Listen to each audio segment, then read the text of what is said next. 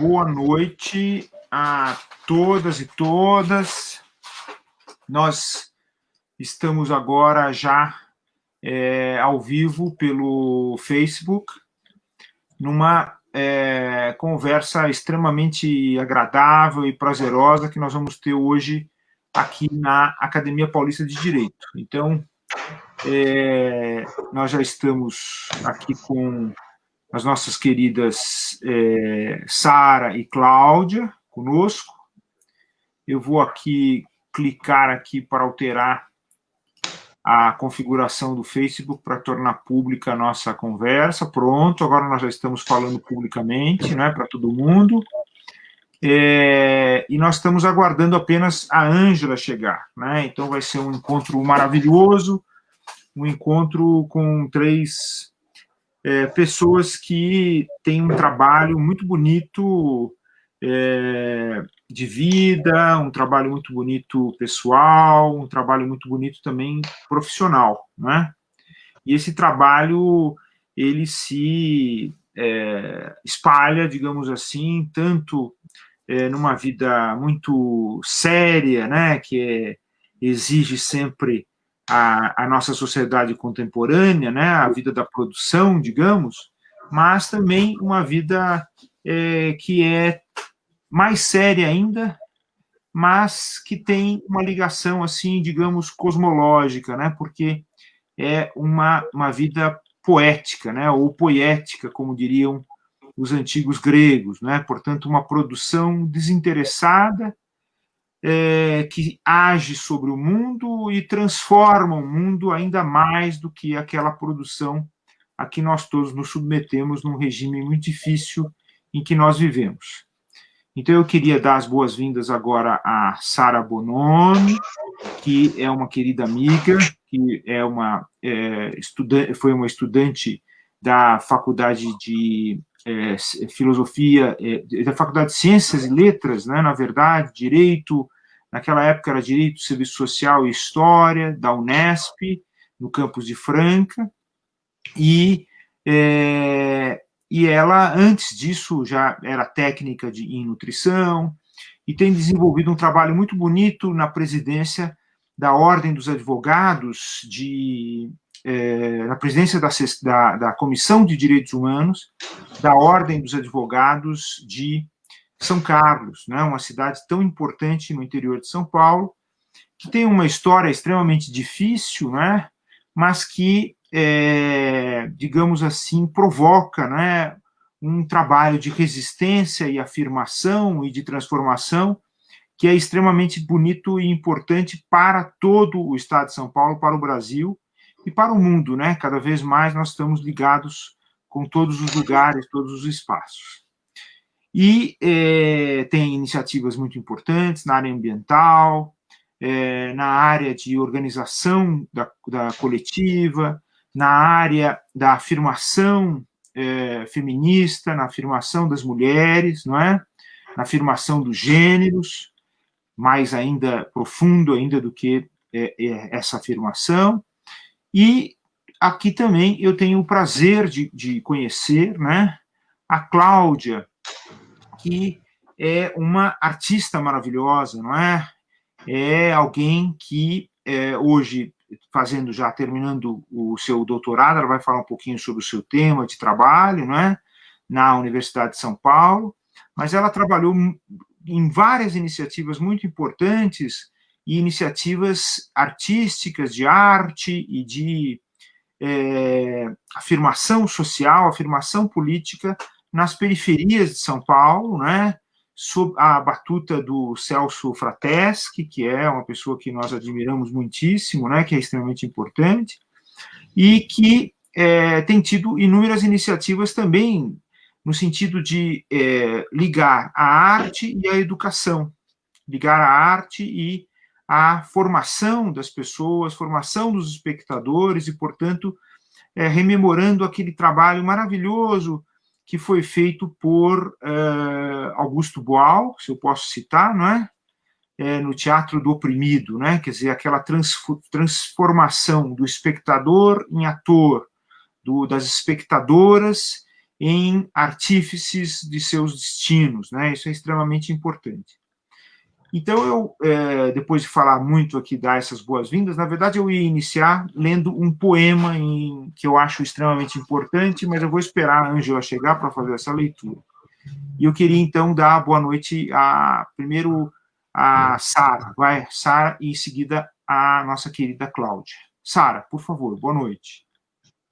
Boa noite, Alfredo. Boa noite a todos e todas e todes, que é uma palavra que eu tenho aprendido a usar diariamente nessa construção, né? Nessa construção democrática, onde o diferente tem que ter o mesmo espaço de todos que, historicamente, já se fazem presente, principalmente nos espaços de poder. Então, é isso. Os direitos humanos é isso, é essa soma de potências humanas, né, de vozes diversas, algumas que chegam clamando por qualquer assistência, né, outras vozes que chegam para construir justiça do local de fala onde estão e já tem voz, como você, né, tem essa potência de voz dentro do direito, dentro da construção democrática. Então, a gente vai alinhavando tudo isso. E nisso eu conheci a Cláudia Alves Fabiano e a Ângela, em momentos diferentes. A Cláudia me chegou pelo teatro, como educadora, quando eu me mudei para cá, para São Carlos. E olha, Ângela, bem-vinda. Fala, Sara, continua, desculpe, interrompi. Não, imagina. Boa noite, Ângela. Bonita, né? Eu já fiz o elogio a Sara e a Cláudia, né? Também tem que elogiar a Ângela, que está chegando agora também muito bonita. Tá super bem-vinda aqui a esse espaço aqui. A Ângela tem uma história, não é, Sara? Não é, Cláudia? Uma história extremamente importante, não é? Na defesa e na construção dos direitos LGBTQ+, e de afirmação da igualdade, né? E esse é um momento extremamente importante. E sobretudo, pensando no trabalho de vocês três, não é? Mas, sobretudo pensando na Ângela, é que eu acabei intitulando esse nosso encontro de transversalidades, né? Eu acho que nós temos que ir além. E esse trabalho que vocês estão fazendo, e agora juntas, não é? Tão importante na política, eu acho que é fundamental. Sarinha, continua. A Ângela chegou justamente quando eu iria me referir a ela, que são esses encontros de pessoas insurgentes, mulheres insurgentes, pessoas de locais em que a voz normalmente não é ouvida pela maioria, e a Ângela estava num lugar de luz, de holofotes, né? Eu conheci a Ângela como gestora pública num governo conservador aqui de São Carlos, e, no entanto, eu fiquei muito surpresa porque ela conseguia ter uma postura diplomática, dialogar com todas essas distinções da democracia e cumprindo o seu papel de fortalecer esse grupo, né, a qual ela pertence e protege e busca consolidar os direitos.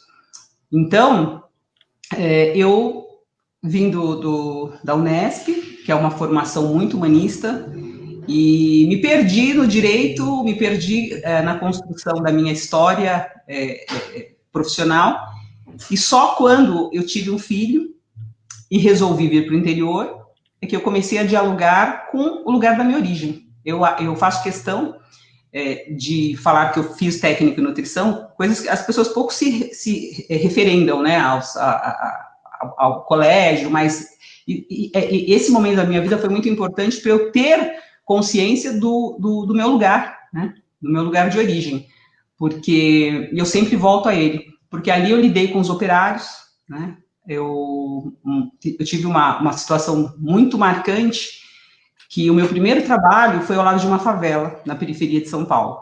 E era uma indústria muito grande, e eu fui administrar um restaurante. Ali, eu lidei com pessoas recém-chegadas do Nordeste, e que ganhavam um salário mínimo, e moravam em barracos, e tinham famílias numerosas, e se alimentavam, porque nós trabalhávamos com comida, então elas se alimentavam e se alimentavam muito bem. Mas elas não tinham, elas sabiam que não teriam mesmo para dar para os filhos. E no restaurante havia uma proibição, a proibição de que as pessoas levassem comida para casa. Então, por mais que sobrasse comida, elas não poderiam levar. E ali eu tive que, pela primeira vez, não me render à norma, em razão dos meus sentimentos. Então, eu combinei com a turma, eu embalava a comida, colocava para fora dentro de sacos de lixo, muito bem embaladas essas comidas, para que elas pudessem retirar ali e levar para os filhos. Então, foi a minha primeira grande, apesar de eu vir da periferia, foi o meu primeiro momento de constatação dessa miséria do humano, porque a questão não era nem social, mas essa norma que era imposta ali, para evitar que roubassem comidas, para mim me doeu muito, né? E aí, quando eu me encontrei no direito, eu fiz algumas indagações, mas que também, no curso, no começo da minha carreira, eu fui deixando de lado, e aqui eu as retomei. E nos direitos humanos eu consegui novamente me sentir dentro desse fluxo de construção de um lugar mais justo, né? De um lugar mais justo. Acho que por hora é isso. É isso. Vou dar a voz para a Cláudia. Então, maravilhoso. Então, Sara, você começou super bem falando de direitos humanos, falando da experiência da periferia, né, que é a experiência de todos nós, né, quer dizer, alguns querem querer, digamos assim, privilegiados de centro, mas a experiência da periferia é a experiência que nos marca, né, a experiência efetiva. E você falou dos direitos humanos. E, portanto, eu vou perguntar para a Cláudia, olha, não é o meu vocabulário, Cláudia, mas eu fui a um programa tão maravilhoso, certa feita, comandado por duas mulheres maravilhosas, e elas fizeram uma pergunta que me deixou desconcertado, porque eu sequer sabia o que significava esse termo. Mas vocês são jovens, vocês sabem. Quem é você, Cláudia, na fila do pão dos direitos humanos?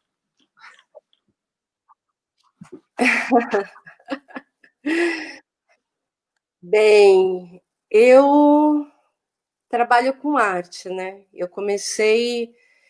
assim como Sara e como Ângela, eu fiquei pensando aqui, eu chamo Alfredo, professor, Da forma como você se doutor, sentir mais à vontade. Alfredo está ótimo, a tia está ótimo, não tem mistério. Ótimo.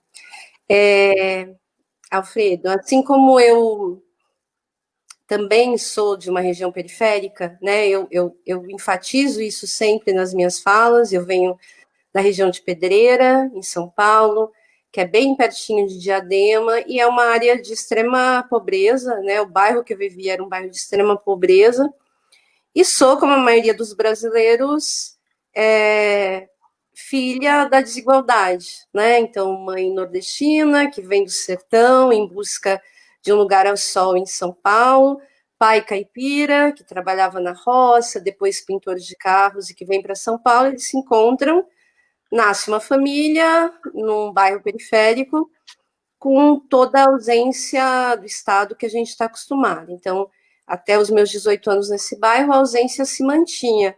Eu costumo dizer que essa foi a minha primeira experiência de entendimento da desigualdade.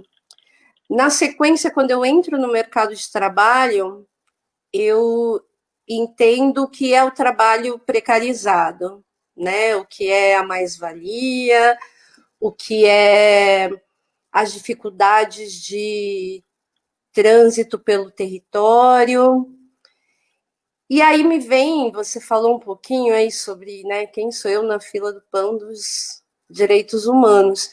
Eu acredito que no momento que eu, uma pessoa da periferia, minhas irmãs professoras, eu comecei a compreender primeiro a arte como meu lugar de expressão, o lugar onde eu poderia dizer o que eu sentia sobre as coisas do mundo, coisas que eu não conseguia dizer de outras formas.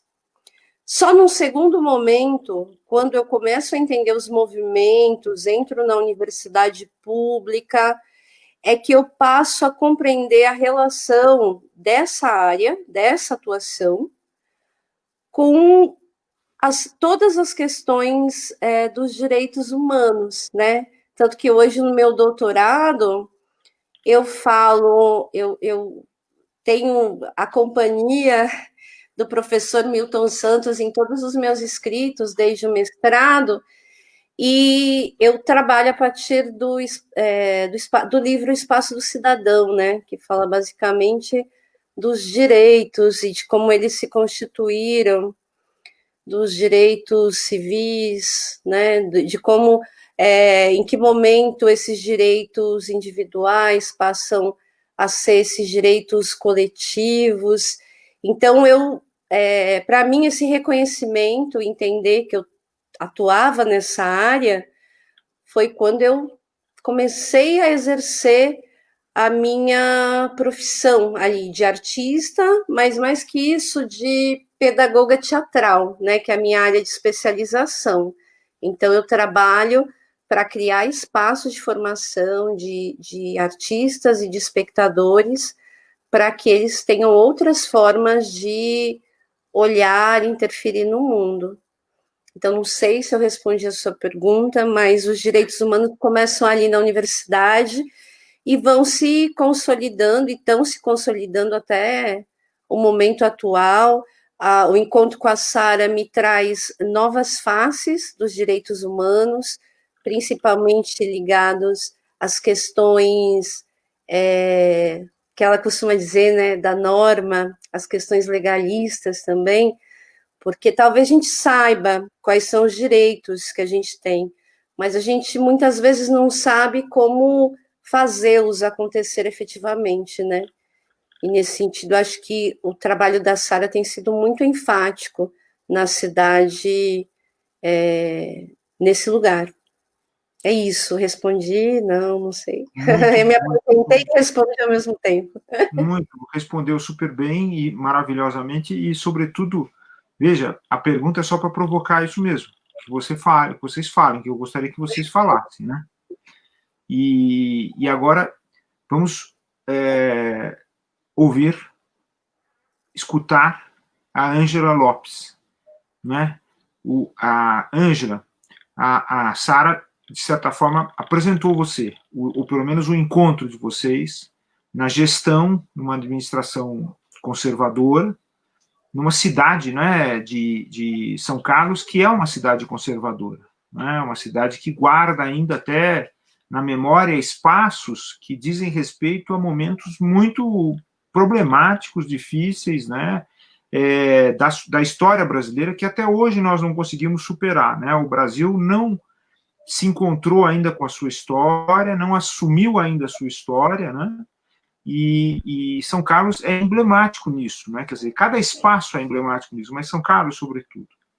Então, eu queria que você também falasse aí como é que você se vê envolvida nisso, se apresentasse com liberdade. Ângela, por favor. Obrigada, Tchê, pelo convite. Desculpa aí o meu atraso. Não tem atraso nenhum. Eu sou transfeminista, transativista, falando um pouco de direitos humanos. Os direitos humanos, ele atravessa o meu corpo e atravessa toda a minha existência. Eu sou uma buscadora incansável por direitos humanos. E essa busca é para que eu tenha possibilidade de existir enquanto pessoa detentora de direitos humanos.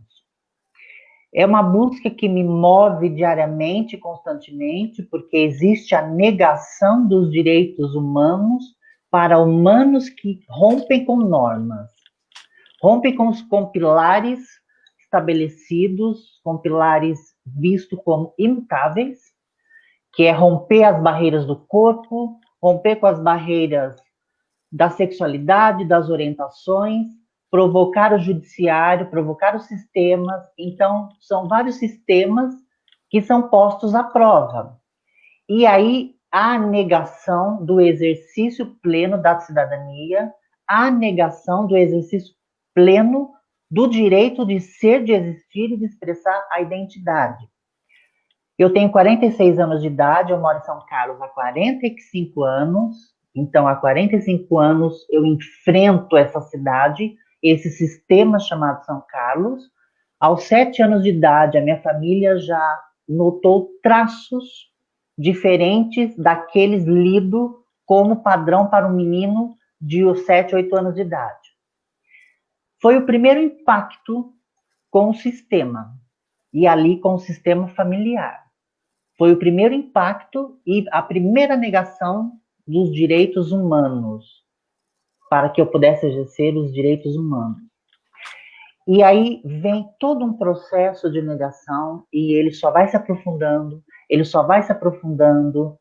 e a coisa vai ganhando contornos difíceis de lidar, especialmente na adolescência, porque eu saio do sistema familiar e aí eu vou afrontar o sistema escolar.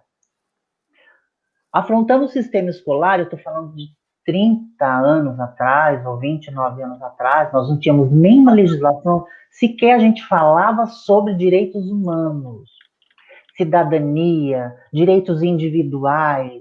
Então, a gente tinha a obrigação de representar o papel já estabelecido. Hoje a gente tem um pouco mais de folga, mas eu estou falando de 30 anos atrás. E aí eu fui evadida da escola, eu fiquei 2 anos fora da escola, 2 meses fora da família. Então eu tive um processo em que os direitos humanos, para mim, representavam a minha sobrevivência. Eu sou muito mais buscadora de direitos humanos do que promotora de direitos humanos. E essa busca por direitos humanos criou em mim o sentimento da urgência. As coisas, para mim, precisam ser sempre urgentes. Hoje eu fiquei profundamente abalada, chateada, por conta de uma decisão da Procuradoria-Geral da República, questionando a ADO, que equiparou o crime de racismo, foi a LGBTfobia ganhou amparo do crime de racismo, por entendimento. E a Procuradoria-Geral da República está questionando, tentando derrubar essa decisão, e pior, pedindo para que as igrejas tenham o direito de decidir sobre em que lugares as pessoas LGBTs devem frequentar, se elas devem usar banheiros, se elas devem entrar no trem. Eu chorei profundamente hoje porque a gente dá um passo à frente e parece que a gente anda 2 passos atrás. Na gestão pública, num governo extremamente conservador, como a Sara pontuou, eu caí na gestão pública de paraquedas, eu tinha 15 anos de escrevente notarial, estava muito bem consolidada, muito bem tranquila, mas eu quis desafiar esse espaço. E nesse espaço eu fui tendo a dimensão da necessidade de fazer política, de instituir debates e de promover direitos humanos a partir de institucionalização e de práticas. Nós alcançamos muitas coisas dentro da gestão. Hoje a gente está aí com um projeto incrível, né? Com mulheres incríveis.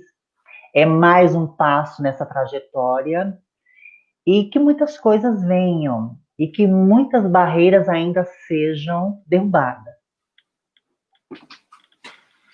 Sara, você e a Ângela são do direito, né? Quer dizer, estão ligadas a essa tradição jurídica, né? Que é a tradição das normas, e as normas, em geral, se definem pela sua transgressão, né? A transgressão é sempre uma potência das normas, né? E é ela que transforma efetivamente o direito, né? Que o direito e as normas têm uma relação aí bastante conflituosa.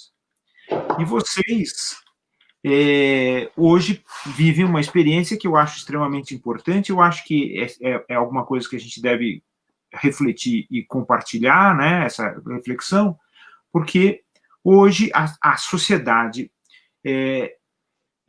engendrou, digamos assim, um modo de ação política extremamente interessante, que são justamente as candidaturas coletivas, né?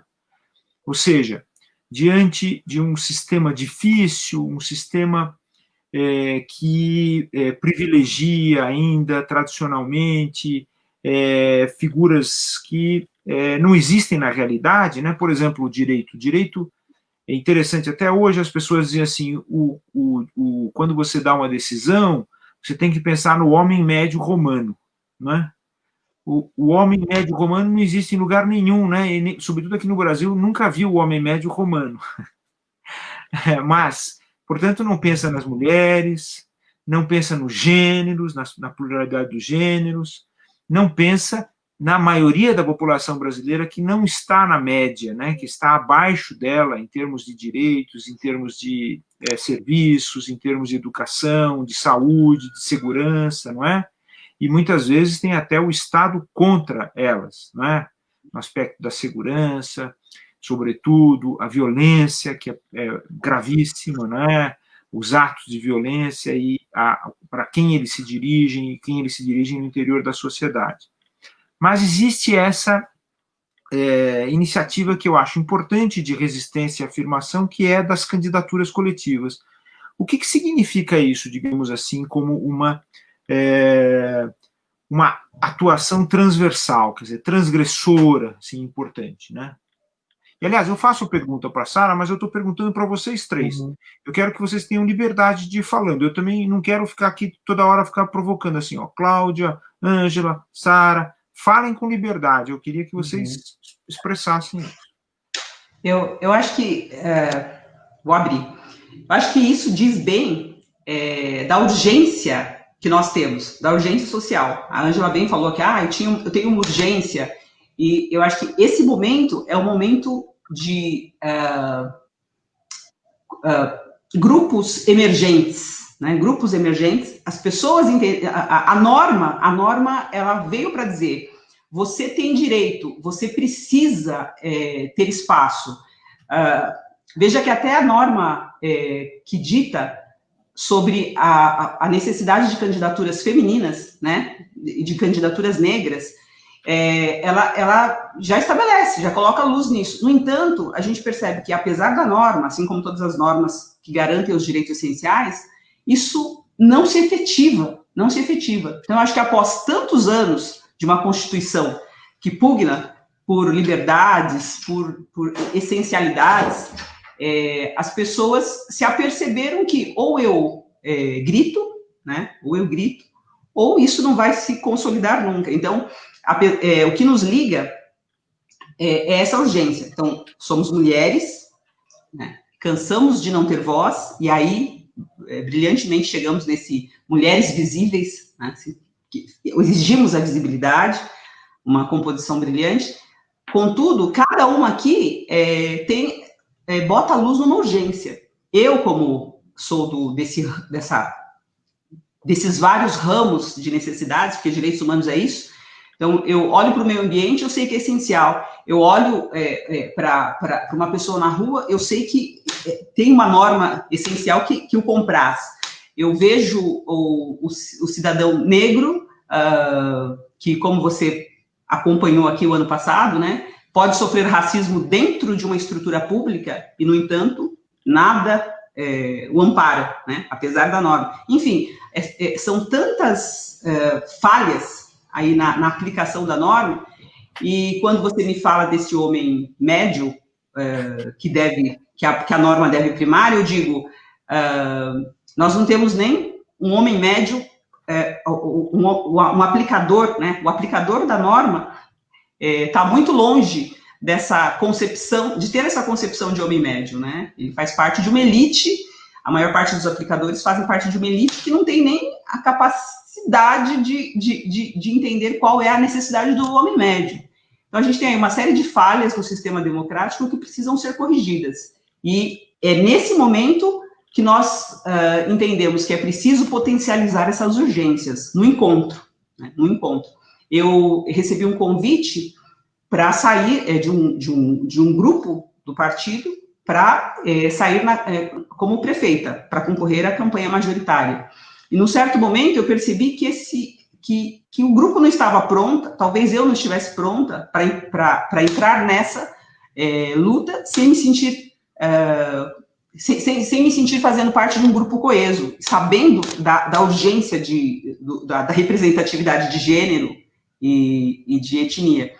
E aí eu dei um passo para trás e já não estava mais querendo seguir por esse rumo, né, da política partidária. E aí foi quando essas mulheres chegaram e disseram, vamos juntas? E aí, nisso, eu vi força para preencher esse espaço social e dizer, dessa urgência. Então, nós estamos aqui por uma questão de sanidade, sabe? Acho que a gente quer colocar luz nessa loucura que é uma série de normas dizendo, vocês têm direitos, partidos, vocês precisam observar essas mulheres, essas pessoas, e, no entanto, tudo continua da mesma forma. Então, nós temos essa necessidade de cura individual e cura coletiva. Acho que é isso. Maravilhoso. Quer dizer, então existe um cuidado, né? Quer dizer, que é fundamental, quer dizer, uma política que se transforma a partir dessa ideia de cuidado. E, portanto, ela enxerga a realidade, não é? Quer dizer, a realidade não é do homem médio, né? A realidade é a realidade de todos os dias, das mulheres, dos homens, de todos que têm que trabalhar arduamente para conseguir um lugar, digamos assim, que é sempre, ou tem sido sempre, um lugar de muita injustiça, né? A sociedade brasileira é uma sociedade de muitas injustiças, né? E que ela tem essa urgência, como disse a Ângela, e você falou, ela tem essa urgência de que a justiça seja feita. Cláudia, as candidaturas coletivas, elas, portanto, são candidaturas de multiplicação, né? Multiplicam, quer dizer, potencializam a força individual, as experiências individuais, e portanto, nessa relação de confiança que se estabelece, nessa relação que se estabelece nas candidaturas coletivas, existe também, digamos assim, uma possibilidade de maior proteção, de maior abrigo, de maior acolhimento, né? A questão do encontro como multiplicação. E a arte tem uma função fundamental nessa questão da visibilidade. Como é que você vê isso, e como é que você vê as candidaturas coletivas, e como é que você vê a relação com o seu trabalho pedagógico, artístico?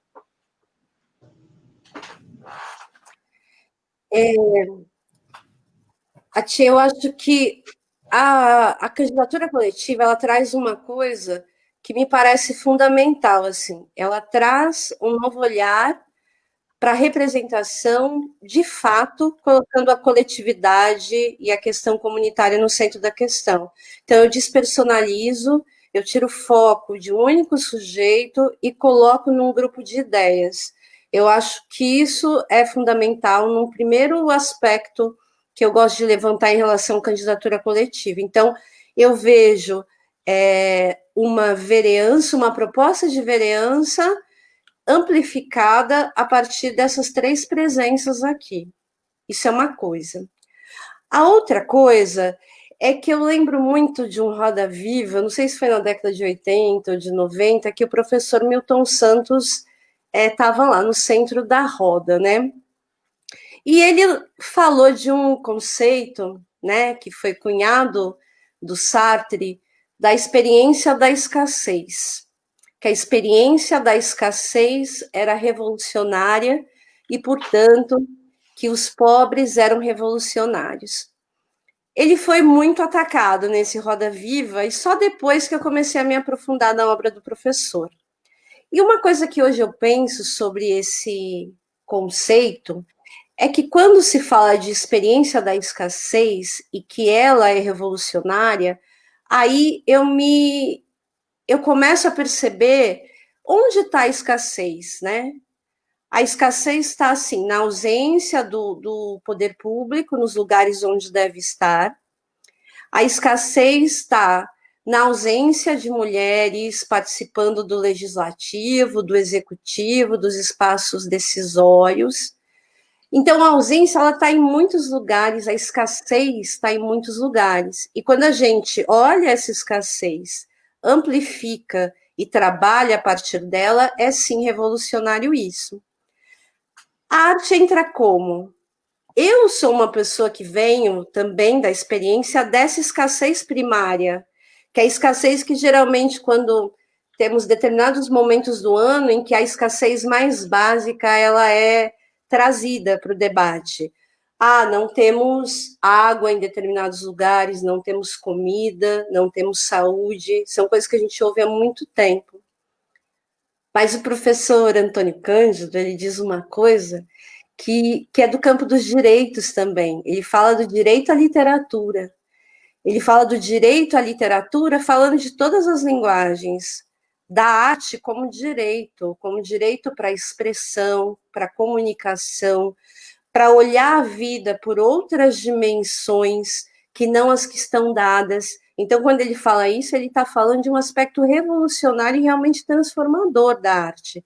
Eu posso dizer, nos meus 20 anos de docência, atuando não só como atriz, mas principalmente como professora, que estivemos em espaços transformadores, tanto nas periferias de São Paulo, em que eu lidava com um tipo de realidade, com um tipo de perfil, com um tipo de corpo, né? A Ângela falou muito dos corpos, e eu lidava com determinados corpos lá.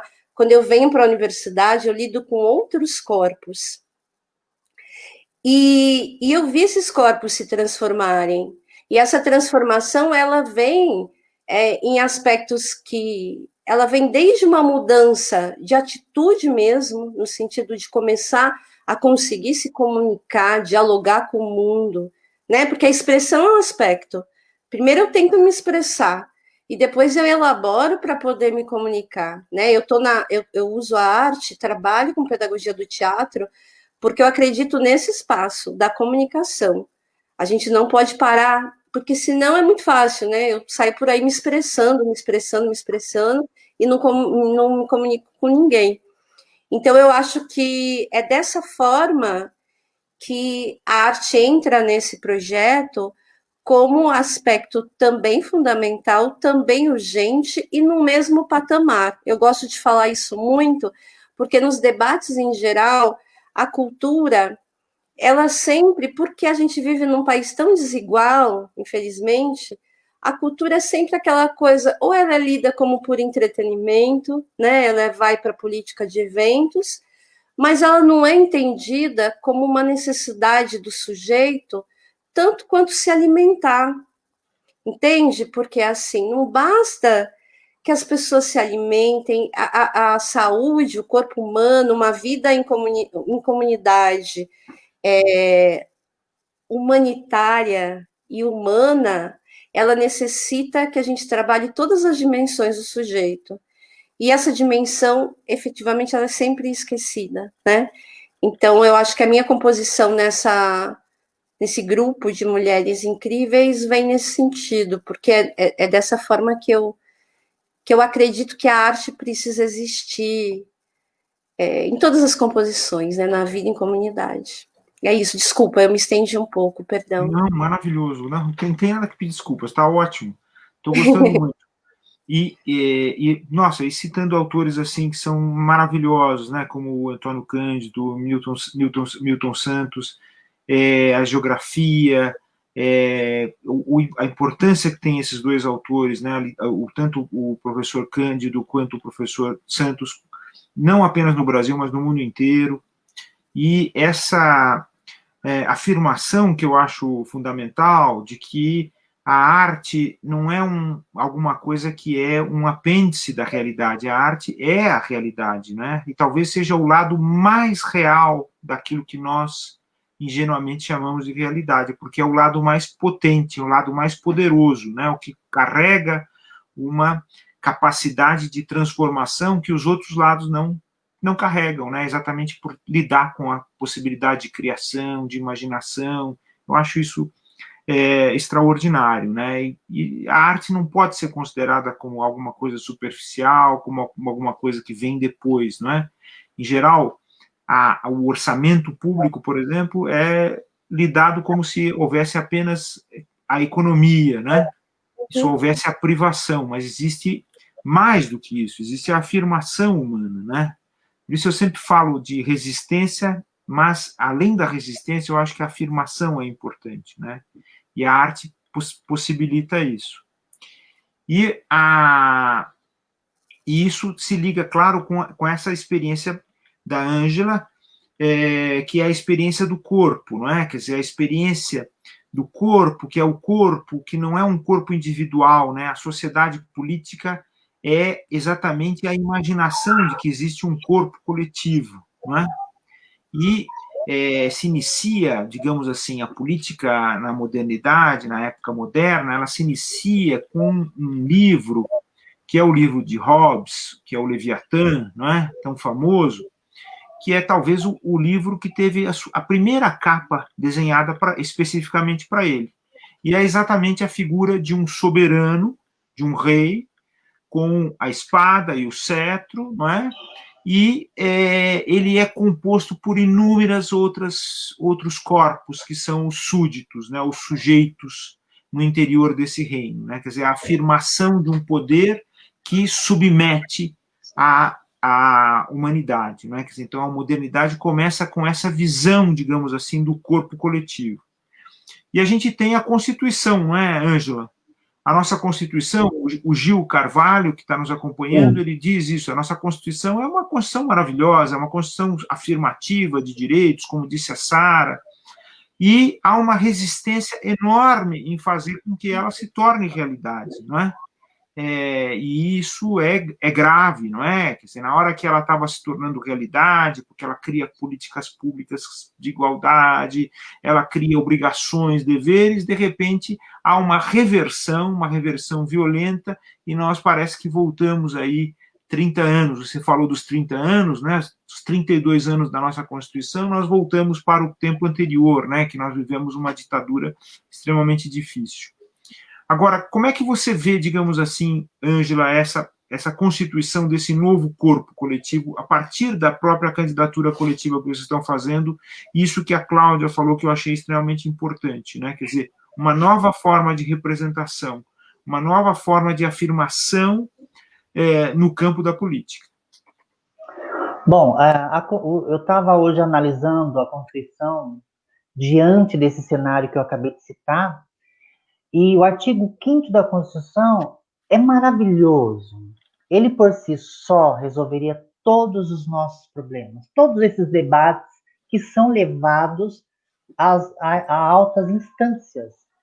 Porque discutir o direito de usar banheiro, discutir o direito ou não de ter a identidade, isso é uma afronta à própria Constituição, quando diz no artigo 5º que as pessoas são livres e iguais no exercício de sua cidadania. O mandato coletivo, eu costumo dizer que nós vivemos uma guerra entre excluídos e excluídos e os estabelecidos do poder. O mandato coletivo é uma crítica ao poder instituído. E a ideia é esse compartilhamento de poder. Mas esse compartilhamento de poder, ele não é só isso. Essa junção e compartilhamento de poder é formado por corpos abjetos, dissidentes. Por isso que mulheres, pessoas negras, LGBTs, reconhecendo que a política é um espaço de exclusão, é um espaço extremamente seletivo, então faz-se necessário que esses corpos que fazem a crítica ao poder, que fazem a crítica a esse modelo de política, e que sozinhos muitas vezes não conseguem chegar lá, porque o poder, ele é um poder de aniquilamento, de cortar cabeças excessivamente grandes e pensantes. Então a gente se reúne nesse projeto, corpos dissidentes e corpos que afrontam, sim, de fato, o sistema estabelecido, e mostrando uma outra possibilidade de fazer política através do discurso do sujeito. Não esperando mais que façam políticas para nós, mas a gente está propondo uma política feita por nós. Isso me remete em 2005, onde eu estava fazendo uma entrevista e me perguntaram da retificação de nome em 2005. Se eu tive ajuda de algum grupo, eu disse que não. Em 2005, eu estava no 2º tabelião de notas de São Carlos, já com o meu corpo, né, feminino, com as conformações femininas, e eu tinha muitos problemas de lidar com os clientes com um nome que não condizer com a minha identidade. E eu fui provocar o Dr. Paulo Escanavês, que na ocasião era o juiz corregedor do cartório e juiz da 2ª Vara Civil. E o Dr. Paulo me jogou um banho de água fria, e com toda razão, ele disse: olha, Ângela, não existe na norma nada que eu possa usar como parâmetro. Em 2005, discutia-se a possibilidade de retificação de nome para pessoas trans cirurgiadas, e com todos os laudos que confirmasse a mulheridade, né? Hoje as cirurgias também são possíveis para os corpos de homens trans. E eu falei: olha, doutor Paulo, eu quero arriscar. E eu tinha uma grande amiga advogada, e ela também ficou muito confusa. Eu falei: vamos arriscar, vamos arriscar. E ela: Ângela, fala, Beth, já está trabalhando. Desculpa, tem uma criança na casa. Não, que bom, que bom. E aí a doutora Roseli pôs o seguinte: Ângela, vamos alegar o dano moral. Não tem outra alegação. O processo caiu na vara do Dr. Paulo César Escanavês, e ele é um homem muito sensível, e a narrativa da advogada também foi muito sensível, e a minha história era uma história de urgência, era uma necessidade iminente, era promover... Vai passar os dois. Vai passar os dois. Ângela, fica tranquila. Para nós não está incomodando. Pode estar tranquilo. Não, porque as crianças têm que ter limite, né? Ela argumentou dano moral. E o doutor Paulo, sensível com a situação, entendendo a urgência, porque eu estava num processo extremamente desestimulante, e ele deu a sentença favorável. E a sentença dele é brilhante. É brilhante. E tem uma das frases que eu carrego para sempre, que diz: o direito é dinâmico e não deve sobrepujar-se aos formalismos legais. Então, sempre quando a gente discute a legalidade das coisas, a gente discute muito com a Sara isso, porque ela é da advocacia. Eu sou do ramo do direito, mas eu não me prendo à advocacia, não tenho essa responsabilidade com a advocacia. Então, meu exercício de direito é mais livre, né? Pensamento mais livre, mais revolucionário. E eu dizia exatamente isso. Questionar a norma.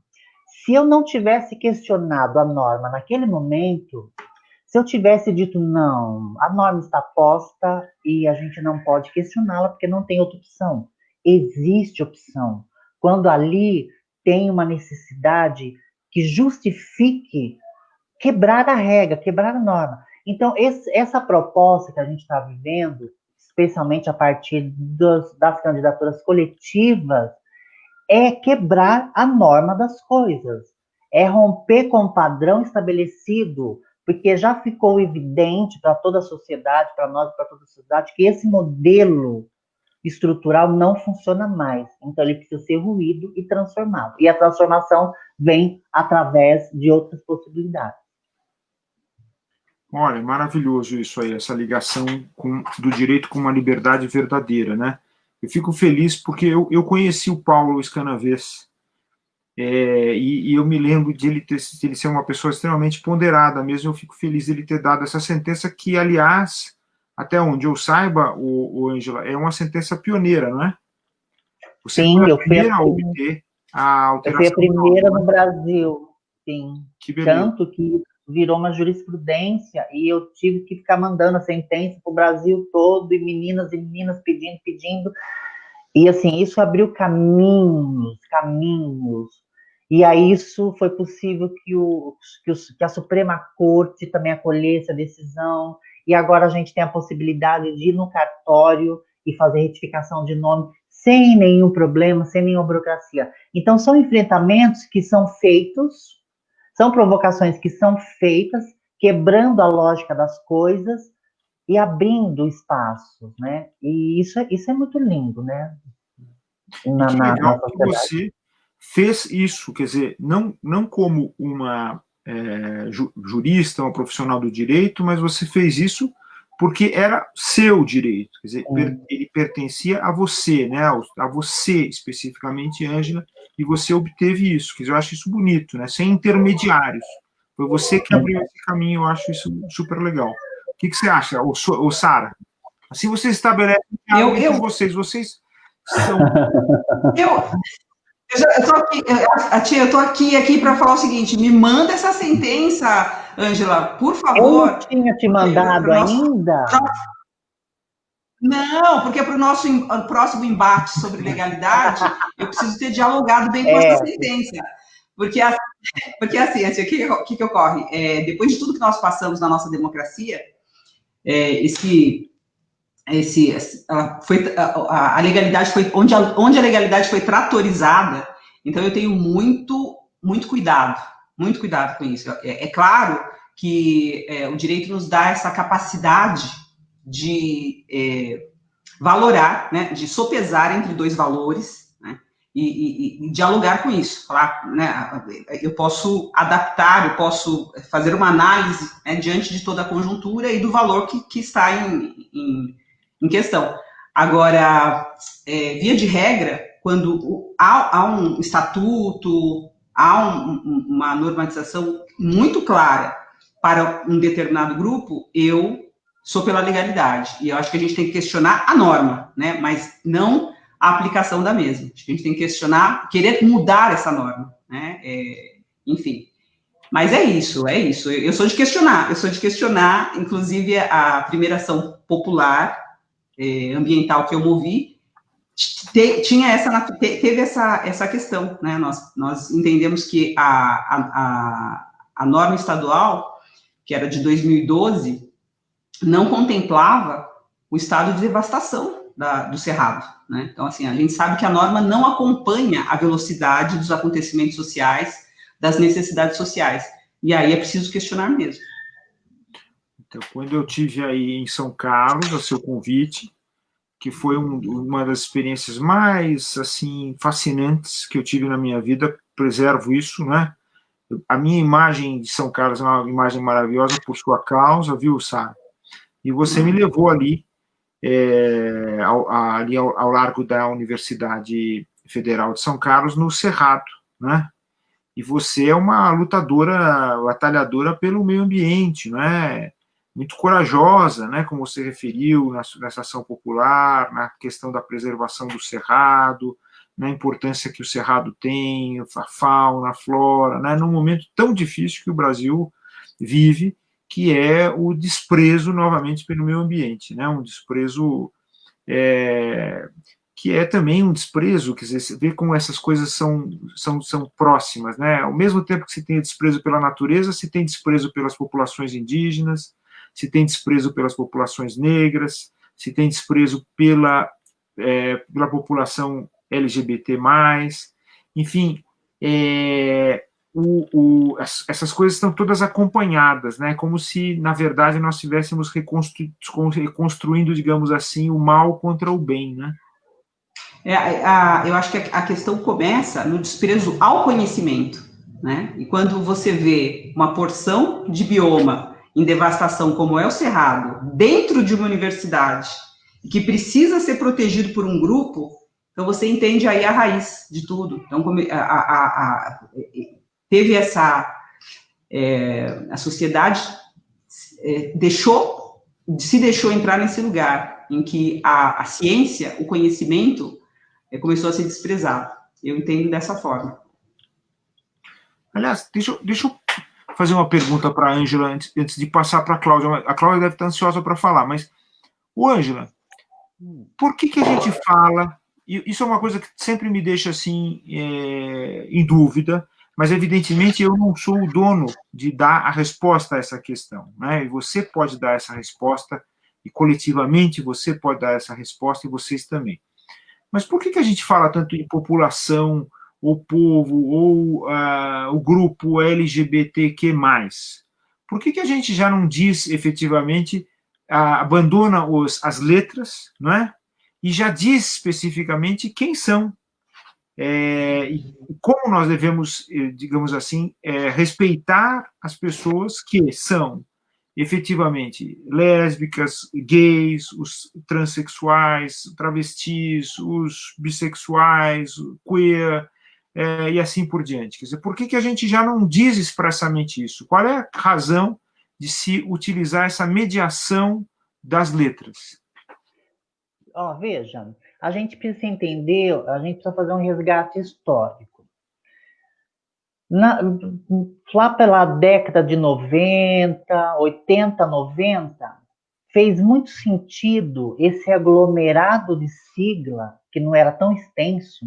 Ela começa por GLS, gays, lésbicas e simpatizantes, como uma proposta de fortalecer uma categoria que isoladamente não tinha condições de protagonizar o debate e fazer os enfrentamentos.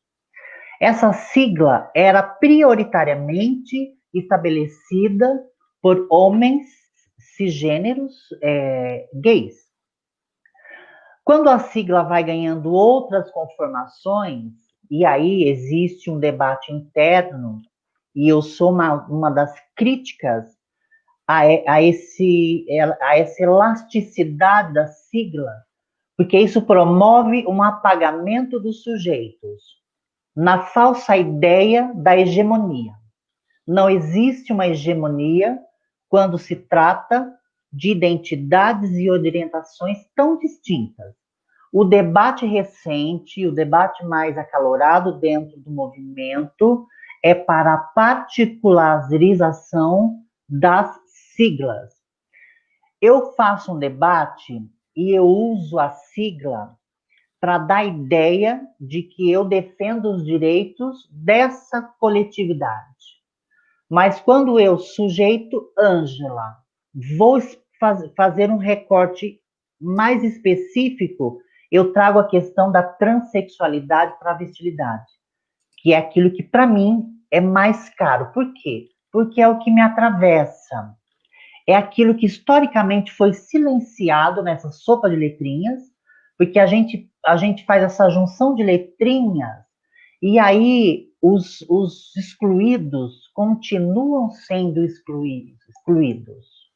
Porque é do homem branco querer sempre tomar a frente do debate. E aí os homens gays acabam fazendo esse silenciamento e apagamento das outras identidades.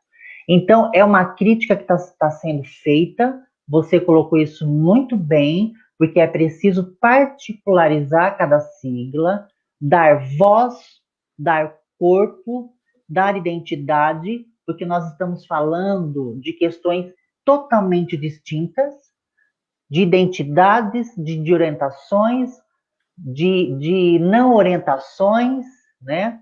Então, você tem razão, a gente está numa sociedade aí em transformação, os movimentos estão em transformações, não existe mais espaço para esse LGBTAQI+, numa concepção de infinitude, e aí como é que eu vou defender um infinito?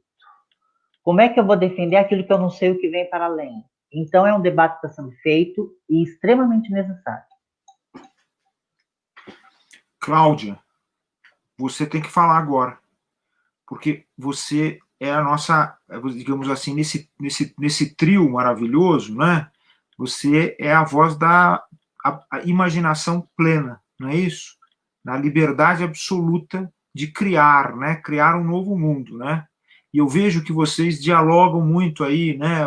Vocês conversam, vocês têm aí algumas divergências a respeito desse ponto ou do outro, mas, sobretudo, tem essa coisa de escutarem-se, não é? E de mudarem a partir desse diálogo, né?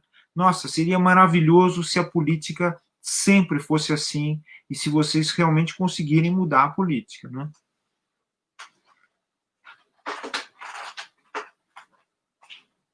Eu acho que você está sem o microfone.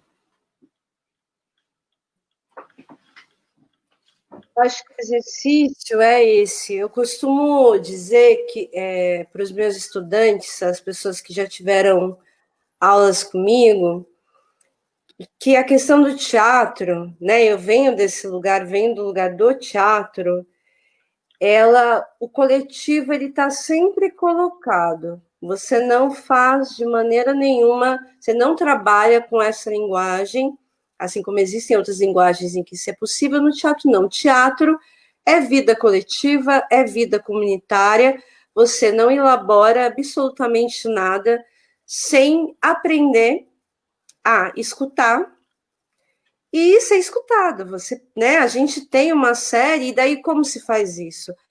Existe também outra mentira que tem às vezes, né, que eu vejo no dia a dia, na vida social, que é quando a gente fala de pesquisa, de investigação, a gente esquece também as linguagens artísticas como áreas de pesquisa, de investigação. E muita gente trabalhou para que hoje a gente pudesse ter muitos recursos para trabalhar as questões do coletivo e da vida comunitária dentro de um espaço teatral, por exemplo, dentro de um grupo, aqui a gente chama de núcleo, enfim, dentro de um núcleo de trabalho, porque para mim, quando eu trabalho com as pessoas, com todas as pessoas, o meu interesse maior não é que elas se tornem artistas, atores que vão para o teatro, para a TV. Elas, muitas vezes acontece como uma possibilidade dentro do trabalho. Mas toda vez que eu trabalho, o meu interesse é que as pessoas possam encontrar sua voz, possam encontrar um espaço, um lugar em que ela tenha recursos para começar a articular, organizar os seus próprios discursos simbólicos. Porque você falou do Boal no início, Atchê, é o meu mestre de vida, de coração. Eu sou coringa do Centro do Teatro do Oprimido, eu fui formada pelo Boal, pela Bárbara, pela Ellen, e eu tenho muito orgulho disso, porque quando é uma vertente do meu trabalho. Claro que quando a gente desenvolve as nossas próprias pesquisas, a gente vai colocando a nossa cor, né, o nosso jeito, a nossa forma. Mas eu sempre entendo o teatro como esse primeiro momento para você começar a se articular em grupo. Isso é uma coisa. E é isso, quando eu entro nesse trabalho com as meninas, para mim tem a ver com isso, que a gente pare de despersonalizar mesmo as coisas, que a gente aprenda a trabalhar em grupo, que a gente entenda o que é uma construção de qualquer coisa em grupo, né? Quer seja, posso falar de coisas mais concretas, como o que é construir uma escrivaninha em grupo, o que é construir um projeto, uma plataforma em grupo, o que é construir uma cena de teatro para apresentar na rua em grupo. Tudo isso em teatro, e a arte tem isso, ela vem para transgredir. A arte não é para manter no mesmo lugar, né? A arte ela é para causar o deslocamento. A gente precisa conceber para causar o deslocamento. Então, se isso é o que me faz, né? Quem eu sou dentro da minha trajetória, das formas que eu trabalho nesse grupo, em outros grupos, é acreditar, de fato, que a gente vive uma crise da metáfora também na vida cotidiana, que as pessoas não sabem olhar, elas olham para uma cadeira e uma cadeira para elas é só uma cadeira e não pode ser nada além de uma cadeira. E eu acho que é essa crise da metáfora que a gente precisa enfrentar. É como se a gente não tivesse perspectiva de futuro. Isso porque a gente está nesse aspecto do corpo só, né? Do corpo que não está e não foi construído coletivamente para as questões de um grupo social, quaisquer que sejam esses grupos sociais, né? Então, quando eu entro numa coisa como essa, é nisso que eu acredito, que a gente precisa romper, e uso as palavras da Ângela aí, é urgente isso, né? Não dá mais para esperar, é urgente, a gente precisa rever muitas coisas, inclusive nos partidos políticos da própria esquerda, né, de como eles olham para as mulheres, para as candidaturas femininas, para as mulheres negras, LGBT. É uma reflexão para a própria ala aí, da qual a gente faz parte. Maravilhoso. A crise da metáfora, né? Maravilhoso. E aí eu acho que a Sara tem um monte de coisa para falar, porque a Sara, além de tudo, é também uma artista, né? A Sara é poeta, a Sara é uma pessoa que, quando chega em qualquer espaço, enxerga a organização diferente desse espaço, a construção diferente desse espaço, os lugares específicos, né? Até os detalhes, onde tirar uma foto maravilhosa, onde ter um encontro maravilhoso, não é isso? Onde ter uma iluminação diversa, não é? Uma coisa assim, uma sensibilidade que é própria de um artista que criou projetos maravilhosos, como a Ação Popular Ambiental, como o Terceira Esperança também, agora nesse momento sério que nós estamos vivendo da pandemia, não é? Em que a necessidade da solidariedade desponta, né? E ao mesmo tempo que a gente vê a brutalidade da vida, né? Da vida, das desigualdades, né, Sara? Você tem um monte de coisa para falar sobre isso. Eu acho que obrigada, Alfredo. Acho que a gente teve um excelente encontro, né? Eu, você, Roberta, os meus caros, que você teve a chance de conhecer aqui nos 2 dias que vocês estiveram aqui. Às vezes esse encontro acontece, né? Às vezes esse encontro acontece. E quando acontece, sobeja ideias incríveis, construções incríveis, mas nem sempre acontece. E às vezes eu me debato, eu visualizo algo, mas não consigo, e aí nesse não conseguir, nessa falta de encontro, aí me vem a poesia. Então eu acho que a arte é essa busca de razão, onde impera a desrazão, né? Então quando a gente se sente perdido por algum momento, não encontrando o argumento, não encontrando o encontro, não encontrando o outro, aí eu felizmente tenho a arte. E eu entendo que é isso, que o ser humano precisa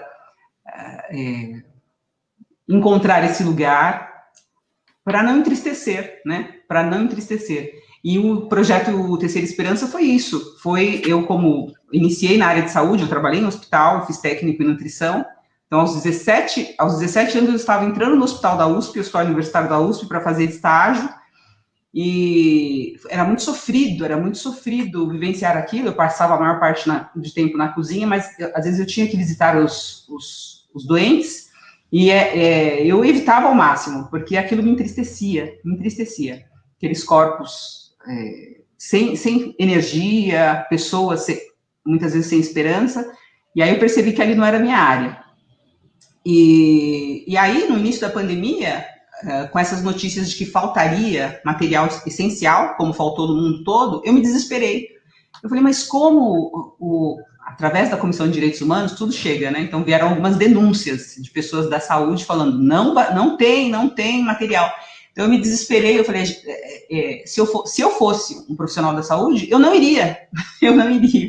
E eu precisava acudir os profissionais. Então, eu e mais a Alessandra Guimarães, que é da comissão, e a Andréia, que é uma conselheira tutelar, nós idealizamos isso e saímos correndo atrás, e aqui tem as universidades, os professores que nos deram apoio, porque tinham as normas da Anvisa, que eram rígidas, depois elas foram flexibilizadas, e nós precisávamos conseguir atender aqueles critérios para fazer os EPIs. Então, foi toda uma correria, e fizemos isso, por causa dessa urgência e dessa tristeza. Então, a forma que eu encontro de sair... Uma vez eu disse uma frase, uma construção do TUSP, às vezes eu me refiro ao TUSP, que para mim foi essa potência criadora, e a Cláudia fala, você fala do TUSP, mas para mim o TUSP é a Cláudia, né? O TUSP é a Cláudia. E aí eu esqueci, eu me perdi aí. Mas o fato é que precisamos fazer algo, e de vez em quando eu consigo contaminar as pessoas com essa minha urgência. É isso. Que lindo.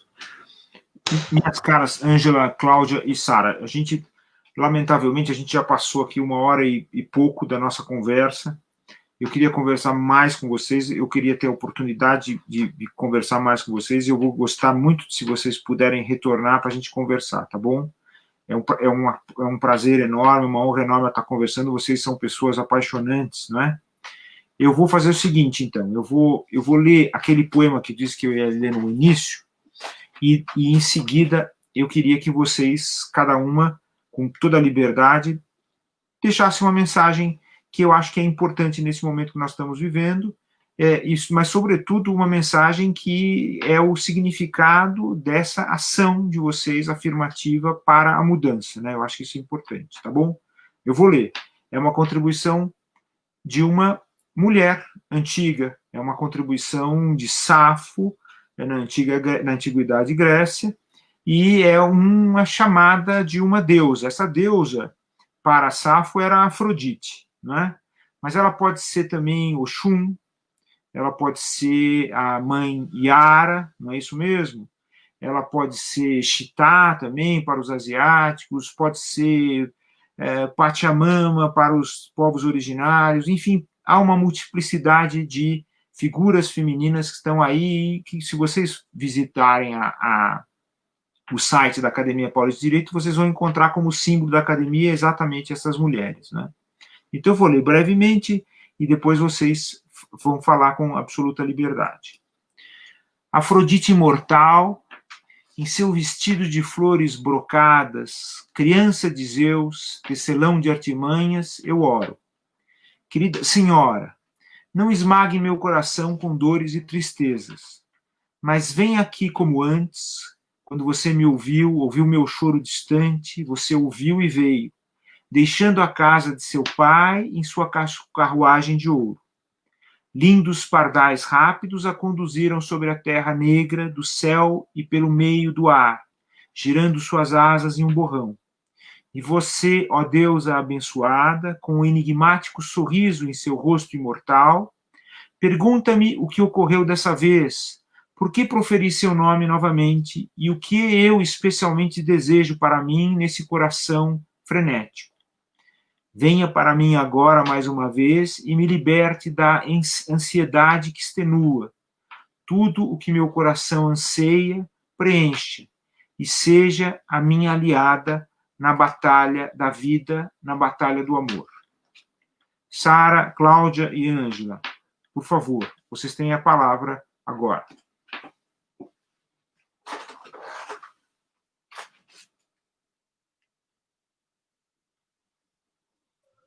Posso ir? Eu gosto muito de uma fala da filósofa e psicanalista Viviane Mosé, quando ela fala sobre o tempo. E ela diz assim que o tempo é uma força que vem do passado e nos empurra para o presente. E ela diz que é necessário assaltar instantes, porque o tempo não existe. O tempo é uma concepção. O tempo não existe de fato. E a gente vive ou excessivamente preso ao passado, ou excessivamente preso ao futuro. E aí ela nos chama para assaltar os instantes. E em meio a essas urgências, é necessário que a gente entenda esses instantes, os instantes da urgência. Não ficar demasiadamente presos ao passado e nem tampouco ao futuro. Então, acho que esse projeto é um reflexo do instante, da urgência do instante e uma construção do presente. Essa é a minha mensagem. Do texto que você traz, uma palavra ficou muito forte para mim, né? Dos aliados, de ser aliada, de se aliar, de estar junto com, E é isso que eu vejo nesse encontro, não só nesse, né? Mas ao longo dos anos, esses encontros entre mulheres têm me parecido cada vez mais importantes e significativos, porque se colocar no centro do debate, né, você trazer a questão e também poder compartilhar formas de resolver a questão, é o que tem nos faltado ao longo do tempo, né? Pensando no tempo que a Ângela falou, faz muito tempo já que as coisas estão desiguais, faz muito tempo já que a gente não tem esses espaços de compartilhamento, esses espaços... Não, os de compartilhamento a gente até tem, a gente não tem os espaços decisórios. E o que eu compreendi nos últimos anos é que a gente não ocupa esses espaços decisórios sem se aliar a pessoas que carregam os mesmos sonhos que a gente, as mesmas, que possuem visões de mundo parecidas, que desejam os mesmos horizontes, que estão calcados em igualdade, em liberdade, em respeito, enfim, né, que são preceitos aí dos direitos humanos da vida em sociedade. Então, no texto que você traz, a coisa de se aliar, então se aliem a outras mulheres, se aliem dentro, né, desses espaços dos excluídos, e se aliem, porque só se aliando a gente consegue enfrentar determinadas coisas. E aí isso é o que o professor Milton Santos, já que o pessoal diz às vezes que eu sou mais geógrafa do que artista, mas é que eu realmente sou muito apaixonada por ele. Ele fala da revanche do território, né? Que as mudanças e a revanche do território só se darão assim. Então, eu espero que a gente se alie cada vez mais. E obrigada, Tchê, pela sua delicadeza, pela sua... Agradeço a Sara de novo, porque ela nos apresentou você, ela me apresentou a Ângela, e são encontros muito felizes do meu ano, no meu 2020. Obrigada. Vou ser muito breve. Deixar aqui uma reflexão. Se a igualdade é efetivamente um dos pilares da democracia, então, quem se diz democrático, e são tantos, né? E aí eu falo para aqueles que se colocam ao nosso lado, os humanistas, as pessoas que abraçam esses princípios democráticos. Então, o que falta para que isso se efetive, se não o seu sim, né? E falo para as mulheres, né? Nós somos a maioria. Falo para os negros, né? O que falta? Falta o seu sim, falta o seu gesto, né? Nas redes, recentemente, foram tantas as bandeiras de antifascista, antirracista, anti-homofóbico, e de que forma que a gente vai realizar essa democracia? É simples. E eu vejo isso no seu gesto, Alfredo. Eu agradeço as suas falas, me emociono sempre, porque eu sei, eu conheço, eu vivo nesse meio, né? E eu sei que essa luz de humanidade, dentro desse espaço de poder, é algo muito, muito poderoso. E para mim é reconfortante saber que você, a Roberta e a academia existem e trilham por esse caminho, que é um caminho tão, tão necessário. Obrigado. Vocês fazem parte da academia, eu que agradeço, viu? Agora vocês estão convidadas de honra e já fazem parte, né? Sara, você já faz parte, Cláudia e Ângela, todas as iniciativas, tudo que vocês quiserem são importantes, tá bom? Olha, obrigada, eu adorei ter estado com vocês, viu? Um grande beijo para vocês. Aqui, lamentavelmente, nós tivemos que ter esse encontro assim, longe, né? Mas tão longe e tão perto, né? Até breve. E muito sucesso para vocês, tá bom? Muito sucesso muito mesmo. Obrigado. Tá bom? Vocês merecem, né? As três merecem maravilhosamente, tá bom? Um beijo para vocês. Obrigada. Tchau. Um beijo, querido. Tchau. Tchau, menina.